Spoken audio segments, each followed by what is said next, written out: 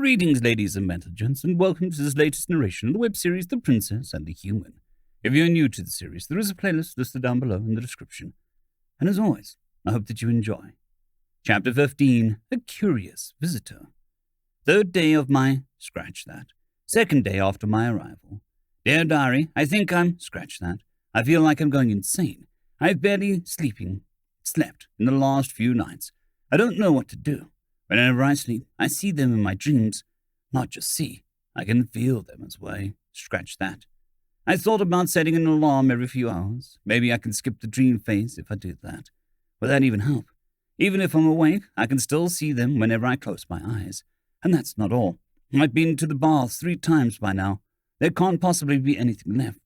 But I can still smell their blood clinging to my body. Is it really there, or am I going crazy? Scratch that. Why? Scratch. Why is scratch? I'm tired. Why can't I just close my eyes and wake up on scratch that? Should I talk to someone? Would that even help? And even if, who? The princess seems to be an amazing person, but she feels so far, scratch that, out of reach. Not to mention she always seems to be so stressed out. The doc is surely not a bad person either, and I am sure her intentions are in earnest. But I always have the lingering feeling that she subconsciously sees me more like a study subject. I know she means it well, but still. The Baron is also nice, but I don't feel like I can connect with him. He teaches well, but it simply is a duty for him. I still liked Scratch. That is at least how it felt to me. I still liked his lessons, though. As long as I have to concentrate, I don't need to think about it. Scratch that. I believe, Scratch. I think that... I know you're hiding in the closet. Would you mind coming out, please? Startled from his suddenly being called out, Kayatin instinctively flinched backward. However, he was in a narrow wardrobe, and backward didn't exist. Bouncing off the rear panel, he lost his footing, stumbled through the door, and fell to the ground. Raising his head, he could see that the weird alien had turned in her chair and was now looking at him. Now that he was close to her, he noticed that her eyes looked just as fascinating as the rest of her. They weren't just one color, like his. They instead seemed to be small, white orbs with a blue ring in the middle that reminded him of a beautiful gemstone. Then there were the other things that had so far only seen from afar, like the strangely isolated patch of long fur on top of her head. The way it fell down her shoulders reminded him a bit of the capes his sister and parents were always wearing. And the color, not golden, not white. What was this color called? The rest of her body was covered in something that looked more like a blanket than actual clothes. Who would want that much fabric on them? Realizing he was staring, he frantically stood up. The palace is big, and I'm sure there's better places to hide from your sister. She spoke before he got the chance. Her voice was soft, and it was strangely soothing to listen to it. He hadn't actually been hiding from his sister, but he couldn't exactly say that he'd been watching her out of curiosity. No, I wasn't. How did you even know I was there? He had often hidden away from all sorts of people, the servants, teachers, his sister, both at the Sun Palace and also here in the Star Palace. It wouldn't be an exaggeration to call him a master of hiding. Yet she had noticed him, seemingly without even looking at him. She smiled. I didn't know it was you specifically, but I could hear your breathing. Breathing, he thought. No, that can't be it. She's just messing with me. Breathing doesn't make a sound loud enough, right? She hopped down from her chair and came closer. She was just the tiniest bit shorter than him, and he still had a considerable amount of growth ahead of him. Her kind was really small. I assume that you are Prince Kayatin, then? And you and Ardi were, Nadine. Right, Nadine, that was her name.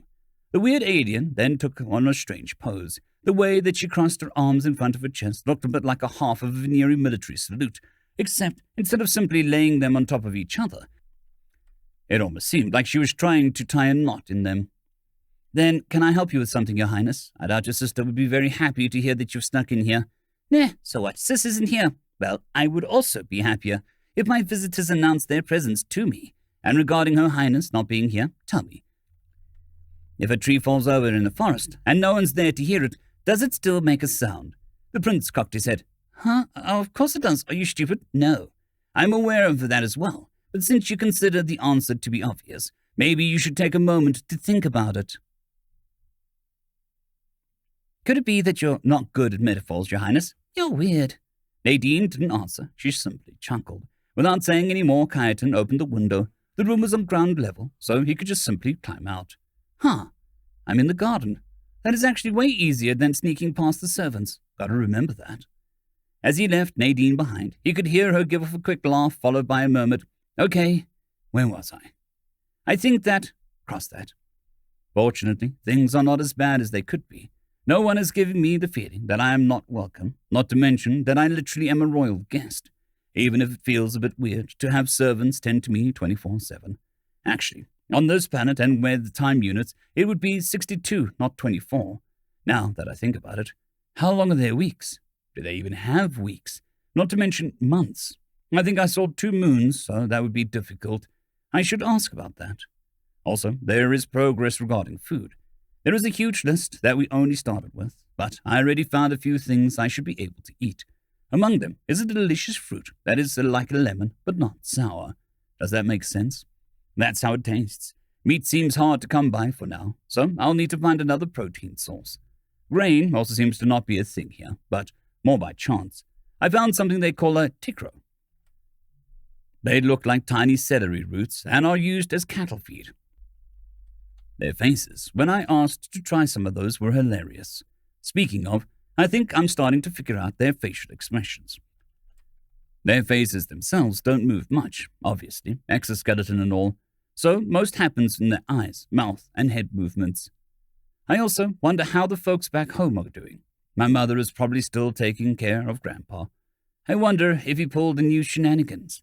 I still remember the time he was out of coffee filters and tried to use a plastic bag instead.